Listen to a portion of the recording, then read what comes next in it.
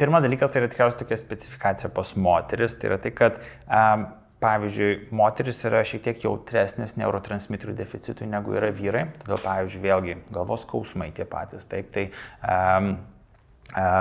ta pati migrena, taip, arba pavyzdžiui, moteris, kurioms skirta yra dėl menopauzės pakaitinio hormonų terapija, turėtų pagalvoti apie taip pat B grupės vitaminus ir pasikonsultuoti dėl jų vartojimų su juos gydančiais specialistais. O kontraceptikai tada, nes sudėtis